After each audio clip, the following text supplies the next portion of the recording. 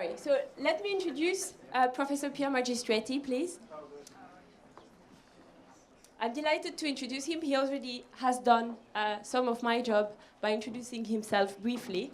I'm glad he did that because his list of achievement and contribution to science and innovation is way too long for me to summarize it right now.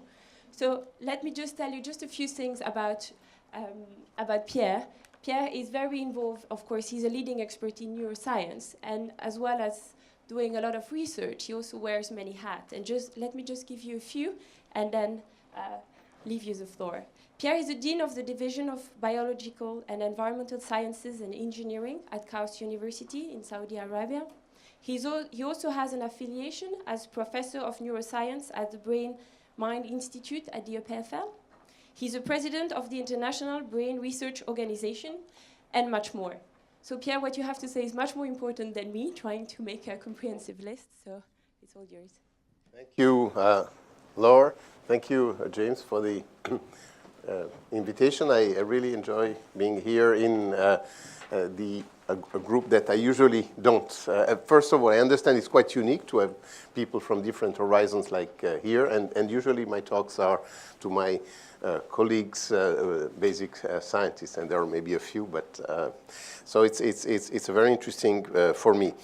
I am, as Laura said, I'm a basic scientist working on particular problems in the brain, in particular trying to understand neurodegeneration, mechanisms of neuronal death. I also have some engagement in administration as dean and being involved in a few organizations. And also as in innovation, I have started 2 companies that in the field of biology. So when I was contacted to give a talk here, I said, well, let me think a little bit about how I view the issue on innovation, in particular in terms of the initial steps of innovation and related to the brain. So mine will be a pretty focused topic, but I think it applies to probably different domains of biomedical research and healthcare. So going to the brain, of course, we have several challenges, and some were already mentioned. In innovation, in the field of neurology and mental health, it's really a major and growing problem, in part, but not exclusively, linked to the aging population. So we have a problem. And it's a problem that has an impact, of course, a human impact, but also a very remarkable economic impact. Somehow, about 30% of the healthcare costs in Europe are related to diseases of the brain. We heard 15% for mental health, but also other neurological disorders. It's a lot of money, 800 billion.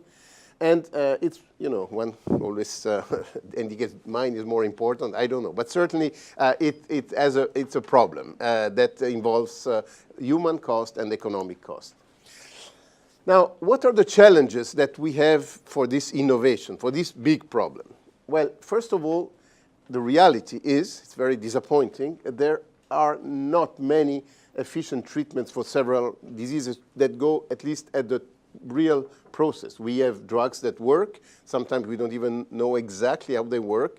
But certainly there is a lack of an impact in terms of drugs on the diseases as there are in other fields, such as infectious diseases, for example, even though resistance is developing. But still, the field is much better off.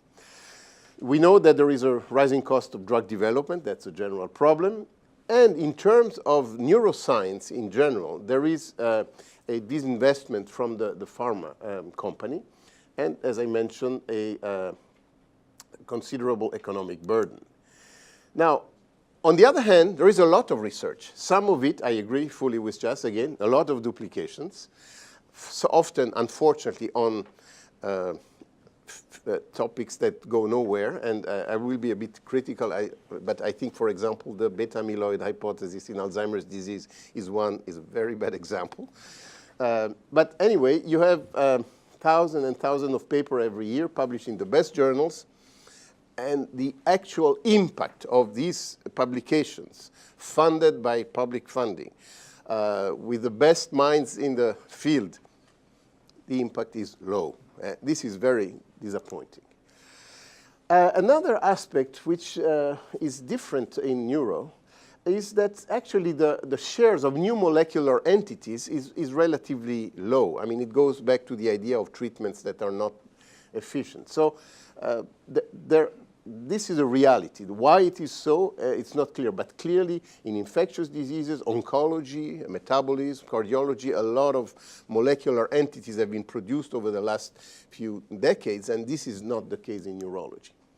But on the other hand, there are some interesting features about potential for innovation, in addition, obviously, to the hopefully classical pharma development that are typical for neuroscience. Well, there are, for example, the interface between electrical activity of the brain and with electrical engineering. I mean, as we will see, the brain-machine interfaces, these are devices that actually may have an impact, and I will give you an example. In psychiatry, for example, there is a potential for virtual reality tools, but also in other aspects. So this is something that may provide new resources for innovation. There are techniques for imaging. There are new techniques to absolutely stimulate specifically brain cells. This is working in animals for the time being, hopefully maybe one day in humans. We have viral vectors we can try, even though it's very challenging, gene therapy, particularly, for example, in the retina. Well, the omics, of course, and also something interesting, particularly for prevention, that may be general, but certainly interesting for the brain, is nutrition.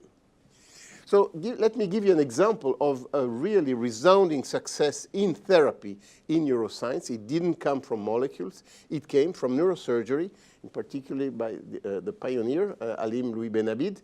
He developed the technique of deep brain stimulation, which has been applied very successfully to control the symptoms of Parkinson's disease. Now it's being used also in obsessive-compulsive disorders. In a few other applications, it's not the panacea, but in movement disorders, certainly it's something absolutely remarkable. It's being even tried in psychiatry with varied successes. So this is something, it's a real innovation, came from a clinician in the operating room that has a major impact. It's probably the greatest innovation in neuroscience, in neurology, and it came from something that is technology driven and clinical observation. I mentioned the divestment of a lot of companies from neuroscience for other topics, and this is fully understandable. But then there is a need for creating an ecosystem that would somehow obviate the problems that I mentioned. And this is really, it's a slide actually developed by the past president of EPFL, Patrick Abisher, with whom we shared many ideas concerning this, what we call neurotranslation, how to go from very good basic research in neuroscience, and there is a lot in the world, to something that eventually ends up in creating value, and value in all the senses, including and mainly cure patients. So would be important, and maybe that's what you are having, maybe, Chas, in Oxford. You're very lucky. I am very envious. But academic multidisciplinary labs that share data, that share resources, that have access to clinicians at early stages. This is very important. We need probably accelerators from non-profit side, foundations, patients associations, national funding agencies in some countries, I mean, that not only fund basic research, but also the translation from the bench to a first step in terms of company. And then, of course, it's important, it's useful to have this startup incubation. This is pretty clear. And then we need cooperation. I mean, we all agree on that. That can come at any stage, but certainly it's something absolutely vital. And then you need funds, and they obviously can come from the private sector, from VCs, for example. So let me give you two quick examples from the two universities I've been involved and a well-established one, where I'm still professor there. I've been there for 20 years at EPFL, which has been extremely successful over the last 15 years in terms of developing these translational approaches and creation of companies. And KAUST, King Abdullah University of Science and Technology, which is a very new university, started in 2009. It's an international, it's also very much is trying to set into place from the very beginning a strong translational capacity that goes hand in hand with the basic research. It's a very interesting experiment. By the way, the president of Imperial, as you know, or may know, is actually on the board of KAUST, so I happen to see her once in a while. EPFL has been, as I said, a great success. Look at 1999, 2000, actually coincides with the presidency of Patrick Abisher, really a visionary in this field, and look at the incredible growth of startup. And last year, Abisher is very proud to say that EPFL had more VC funds than the whole state of New York, and that's pretty amazing. And one of the way this works, again, it's probably very easy to think of, but it's maybe more difficult to implement. Of course, having a strong research campus with an innovation park next to it and just go around and with cross-fertilization and with some funds to, for proof of concept and then moving ahead. But it's not easy. Even in Switzerland, the first few steps actually are, there is really a positive ecosystem in Switzerland from even the government, from the universities, from some business angels. But then going from the 2-3 million to the next step is actually something that is lacking there. KAUST, let me say a few words because maybe you're less familiar about KAUST. KAUST, as I said, it's located in north of Jeddah, 60 kilometers north of Jeddah, on the shores of the Red Sea, and it's really a city in itself.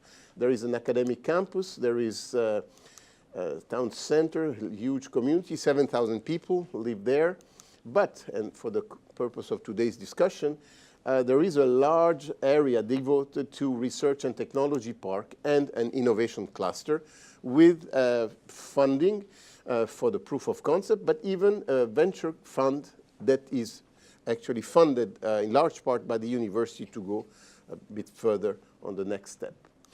Well, these are just data. It's a small university, about 150 faculty. The idea is to go up to 220, so the same size as Caltech. Well, you know, one can use whatever index one likes, but this is a nice one.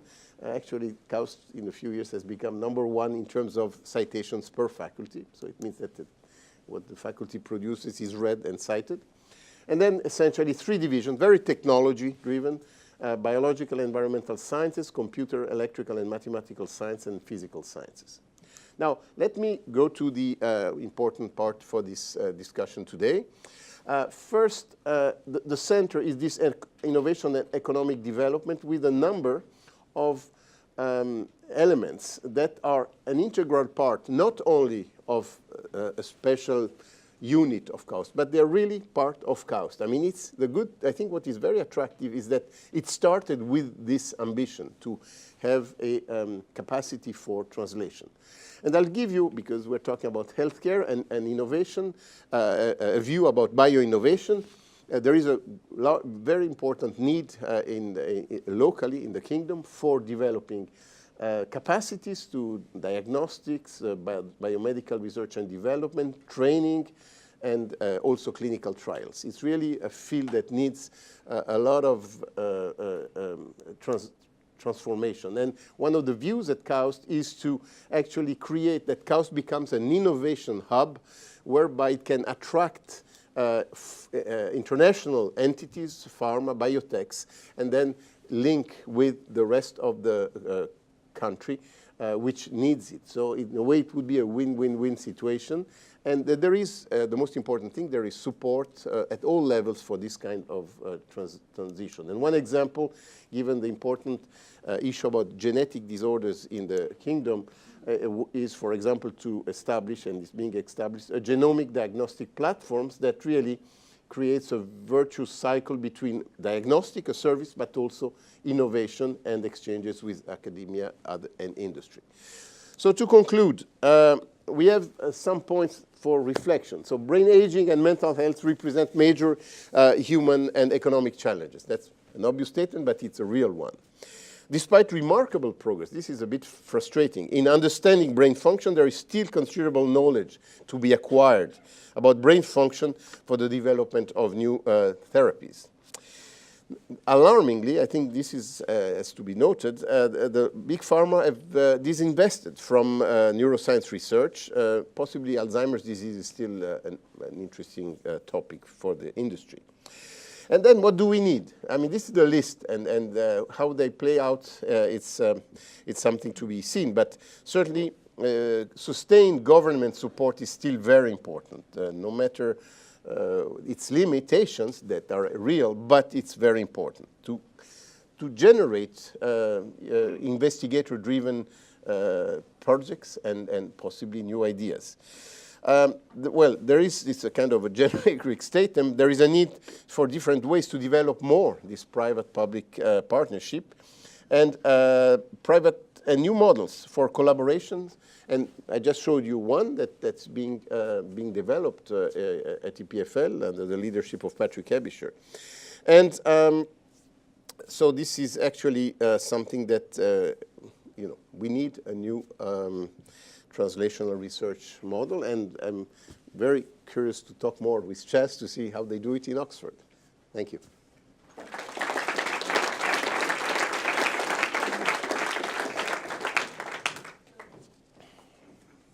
time for maybe a couple of questions? Yeah. Yeah, that was superb. Thank you. I mean, I think we heard earlier the comment that in this game we need to embrace risk. And this is one of the things I admire about the US. I think some of the entrepreneurs there are much more receptive to risk, and the investors.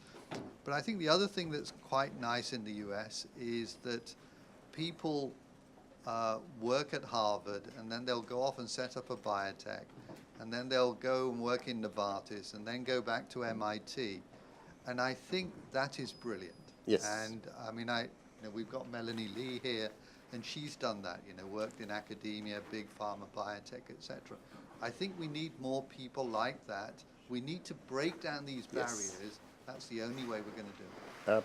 I couldn't agree more. Absolutely. You are an example, in fact. Maybe one just very last question. Keep this on track. No? So shall I invite you to the break then? Thank you very much. Thank you, Pierre.